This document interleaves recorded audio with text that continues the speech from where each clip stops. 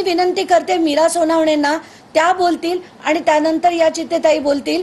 तर रिक्वेस्ट करते माध्यमांना की त्यांचं बोलणं देखील आपण रेकॉर्ड करावं. नमस्कार. आता आम्ही अंजलीताईंकडे ह्याच्यासाठी आलोय कारण आम्ही 2008 पासून फिरतोय. भरपूर ठिकाणी फिरलो, कुठली ठिकाणं आम्ही शिल्लक ठेवली नाही. आणि अंजलीताईंकडं आम्ही सगळे शेतकरी मोठ्या आशेने आलोय की ताईने आम्हाला न्याय द्यावा, कारण आम्हाला म्हणजे आमच्याकडे आता शक्ती नाही राहिलेली आहे लढायची. माझं तर म्हणजे मी आता बोलायची सुद्धा आहे ना इच्छा नाही. कारण आहे ना तो माणूस इतका म्हणजे इतकी दहशत आहे खेड तालुक्यामध्ये त्याची की बोलायचं काम नाही. अहो त्याने ना मला सांगा, धनंजय मुंडे सारखा माणूस, आता धनंजय मुंडे मंत्री आहेत आणि ह्यांनी मला कधी पाहिलं नाही. किंवा हा राजू सोनवणे माझा चुलत भाऊ आहे. अशा आमच्या 8 भावंडांवरती खोटा गुन्हा दाखल केलाय आणि धनंजय मुंडे साहेबांनी फोन केला चाकण चौकीमध्ये की यांच्यावर गुन्हे दाखल करा. म्हणजे हा किती मोठा गरिबांनो अन्याय आहे तुम्ही सांगा. आणि जे शंकर मारुती रौंदळ, माझी आजी शांताबाई जयराम सोनवणे हिने शंकर मारुती रौंदळ यांचे चुलते सक्के यांच्याकडे जमीन घाण ठेवली होती.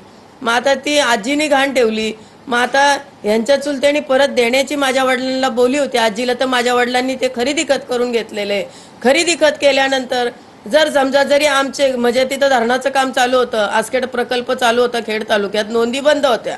आणि मी वयाच्या 9व्या वर्षी मी वयाच्या 9व्या वर्षी तमाशामध्ये घुंगरं बांधली आणि तेव्हापासून ताई मी आता नाशिकवरून रात्रभर कार्यक्रम करून इथं आली. मी 9व्या वर्षापासून घुंगरं बांधली. लहानपणी गावात मी ताई भीक मागितलं, खूप मी हाल काढलेली व्यक्ती आहे. आणि एवढे हाल काढून या पोपट गणवटनी, या राज गणवटनी आम्हाला बिनकामाच्या कोर्टाच्या चक्रा मारायला लावल्या. ताई नको नको झाले सगळ्यांना. आम्हाला असं वाटतं मेलेलं बरं, ती जमीन नसलेली बरी. आवर इतकी जरा शेती आहे ताई आमच्या खेड तालुक्यात, इतकी जमीन आहे ना त्या पोपट गणवट राज गणवटची. आणि बरं का यांची बघा गंमत कशी आहे, पोपट मारुती गणवट याची इतकी मोठी टोळी आहे गुंडांची की ती टोळी आहे ना त्यांच्या टोळीतलाच पोपट गणवट माणूस उभा करतो जमीन घ्यायला. ताई पोपट गणवट समोर येत नाही, त्याच्या टोळीतला माणूस उभा करतो, त्याच्या नाव करतो, मग स्वतःच्या नाव करून घेतो.